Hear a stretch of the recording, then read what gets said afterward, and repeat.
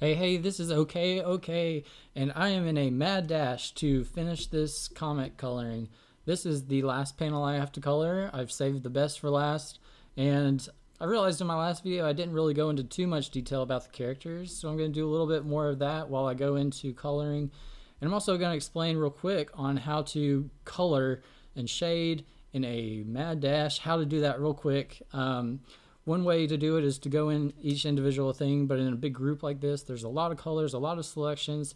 And so instead, I'm going to do it quick. I'm going to select all of them. And I'm going to use the multiply layer to real quick just get through it. And you can see you do that with a multiply layer. I've called this multiply, but you change that right up there. Right there is the multiply layer. It isn't on top of the color layer, which is this. This is the multiply layer. You can see it's done some other things on this too. So I am going to grab a brush, just my normal shading brush, and I've got this color selected. When you're doing a multiply layer, the shading back, the darker areas are going to be kind of colorized.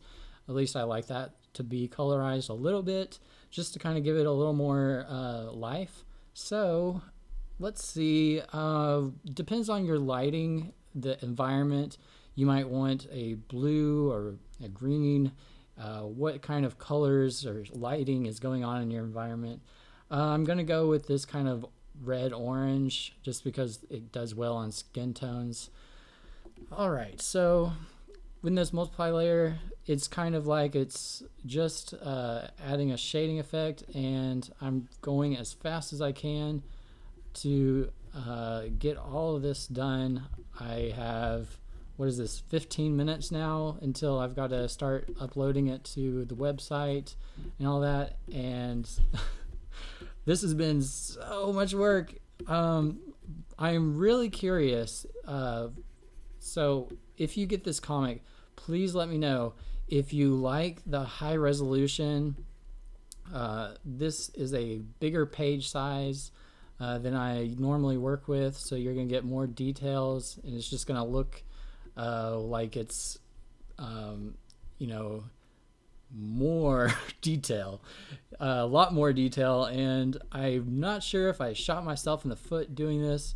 It is like print quality rendition, so I could get this printed one day if I wanted to, but it is just so much more work. It's crazy amount more work, and when you're one person doing it, it's not an easy task to manage.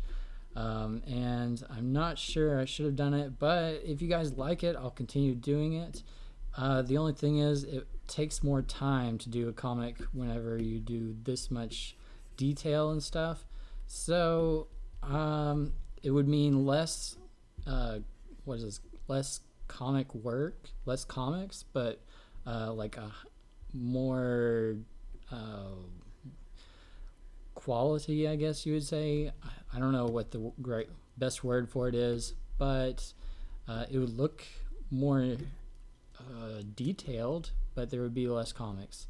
That's always like a quantity versus quality kind of argument, and it's not an easy one to have, but you can't have everything in the world. Let's see.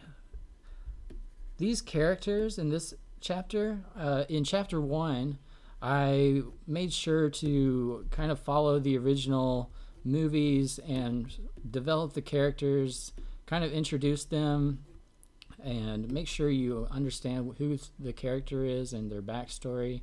And I'm not doing that in chapter 2. I'm purely just kind of, here's the characters. You can figure them out as the story goes along. Their backstory isn't very relevant, so you know, I'm not gonna spend pages or page space worrying about that, and it's just, you're gonna get more transformation sequence pages and that kind of thing instead of like character backstory. That was my idea for this one. Just let's do more just transformation, spend more time on that and less time on character development. I think everyone would agree that they want that, as opposed to understanding who the characters are more in depth, I guess, like to a bigger degree. You can see I messed up down here. This sucks. This really sucks. It didn't go all the way to the line. I must have cut it off early or something when I was selecting. So I'm just gonna add a selection here because that's gonna all look messed up if I don't. The problem with using a multiply layer to color real quick like this is if there is any kind of inconsistency in your flat coloring, then it makes it kind of a pain to clean up. The best way to do that is just to fix the final image instead of going back and fixing the multiply layer and stuff, because it gets really tedious and takes up a lot of time, and you end up you know, adding more time. And the whole point of doing this is to cut time and to shade it all with one color and to get it all kind of dynamic looking without spending a whole lot of time on it. And that is the name of the game today, speed. Was up till 2 o'clock last night and up at 8 a.m. today. It's just so much work whenever there's so much detail and the pages are bigger. Alright, let's see. I'm going to clean up this a little bit. I'm cleaning up with an eraser. That's what you would do with the multiply layers in that process. You would erase instead of you know, like color back to the original color. Whoops, got a little wild there. I'm glad I'm feeling healthy because I wouldn't be able to work this intensely if I wasn't. Let's see here. I was talking about the characters. So each character will be like specialized or focus. There will be a focus on each character in each issue. There should be, I think it'll average out to like 2 characters, 2 transformations per issue. Sometimes 3 characters or 3 transformations kind of things going on. But if you'd like a full breakdown of what each issue is going to have, you can look over on the pre-order page. I answered some questions because people were wondering what each issue was going to have, and so I went ahead and spilled the beans on some of those. I did not reveal what the final issue is going to have in it because I want to keep that a surprise. I don't want to give away the ending yet. That's still like a year away, and that's just too far away to give away yet. Or I'm not speaking too well because I'm trying to go as fast as I can, and I'm hopped up on coffee, I guess, or tea, I should say. I'm not drinking coffee, but I'm drinking tea lemonade. There's a brand called Milo's. I don't know if you've got Milo's in your part of the woods, but Milo's tea and Milo's lemonade is really good, and it's all natural and stuff, so that's what I've been drinking. Alright, so we're just speeding along here. We've almost got all these characters done. I'm going to go ahead and use a little bit of eraser tactics here, and actually I like how that looks. My eraser is very, what's the word, soft edged, and I'm using a medium soft edge on my shading tool.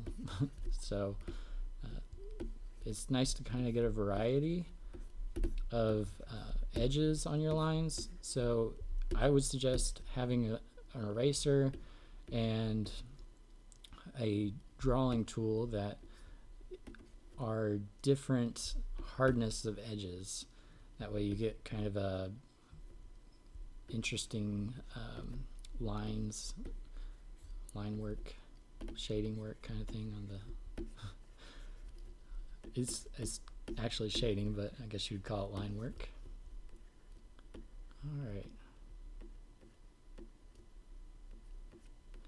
And as far as the quality goes, back to that discussion, I feel like with my commissions, I've just continually increased the quality and the resolution and that kind of thing of the commissions. And now I'm not able to do as many commissions. So I feel like that's a pretty good representation of what happens when you choose quality over quantity. I have this deep desire to go towards a less quality and more quantity, because that's kind of what is talked about being more important in the art world. Like, you can the more images you do, just kind of the more luck you're gonna have with art. And I'm thinking about that, but I also just really like coming out with a product that looks really good, one that I can be proud of, and then one that's gonna, hold up over the ages and just be really enjoyable to look at, pleasant to look at, because we're drawing stuff that want to be kind of drawing stuff that you want to be attractive.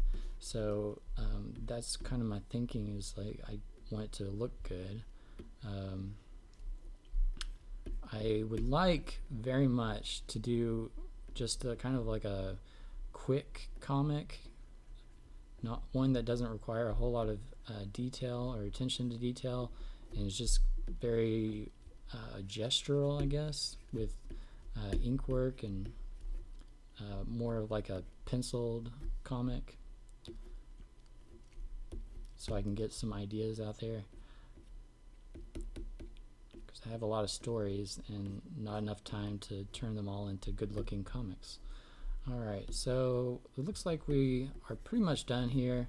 We just need to clean up all the shading. This girl looks like she could use a little more work, and so does he. We're going to go back to medium edge.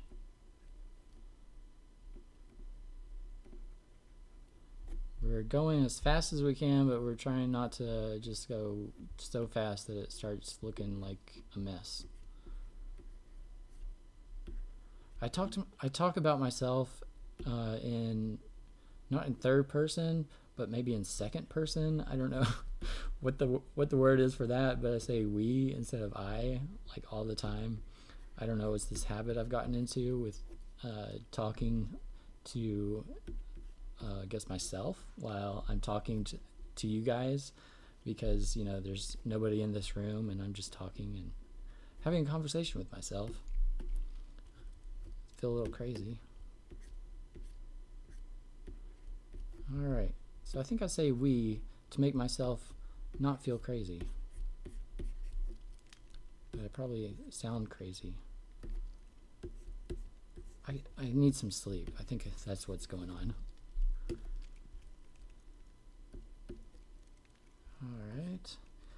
Alright. Might use this minute to also advertise. There's no reason to call it advertising, just mention that I've been collecting songs that I like to listen to while I draw on YouTube. And if you are interested in listening to some new music, listening to what I listen to while I work, you can go on to my channel webpage on YouTube, and it has playlists, and there's an artist inspiration playlist for videos that kind of inspire me to draw and be the best artist I can be. And I know those videos could probably help any artist, so I save them and put them in a playlist. I've also got a foggy head bob for like rap and hip hop that is like head bobbing music. There's also beats I can work with, just kind of more like radio music that I enjoy listening to if I'm just in a mood to listen to music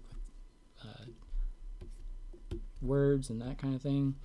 And there's also chill for late nights when I want to be winding down and I don't want to go upstairs and be ready to or when I go upstairs and I'm ready to just hit the sack and go to bed. So here we go. We got all these guys shaded. I'm just going to shade that down over there. The only other thing I was going to mention was, okay, you see this flannel right here. I'm doing flannel this time. Flannel is not an easy thing, not an easy pattern to achieve when you're drawing. It takes some experimenting. I've tried it before and I didn't feel like it turned out that well, so I'm trying it again. What I do is, this is a little more blue than this one. What I'm going to do is I select that. I've got a brush. It's in my brush pack. If you go over to my DeviantArt page, you can get into the gallery, find the brush pack that I give away for free. Let's see, we're going to go with a darker blue, and I'm going to add, wait, no, I'll just do the color because we're already working in multiply. Usually I do the flannel in a multiply, but it's a combination of multiply and colors. And there we go, we've got stripes going down there,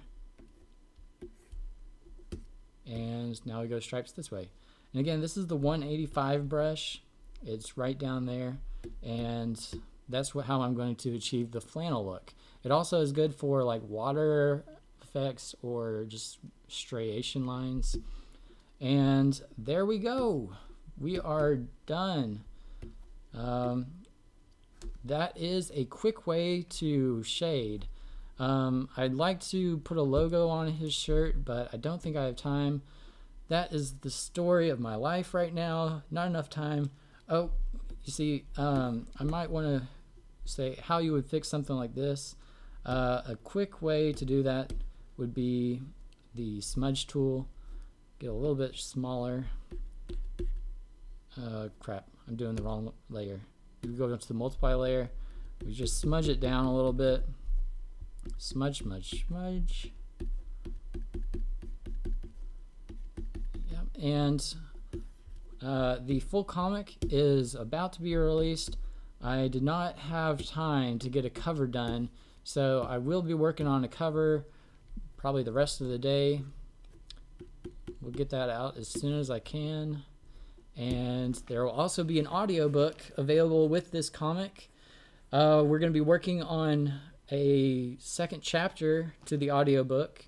I did not have time to go in and add sound effects to this first chapter, but in the second chapter we will add sound effects and music, and it's going to be a whole production. It's going to be really awesome.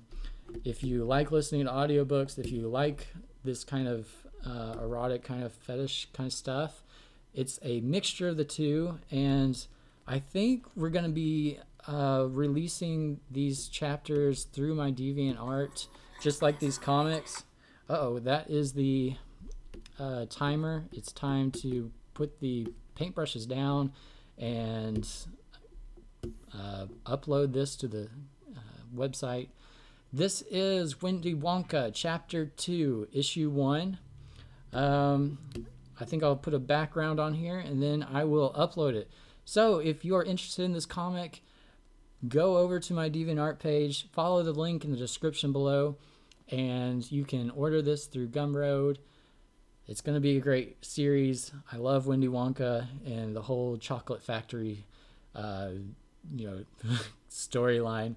So if you do too, go on over there, check it out. It's going to be a lot of fun. Thanks for watching these videos. I hope they help you. If you have any questions, leave a comment below. Hit that like button to support the channel, and I will see you next video. This is Okay. See you later.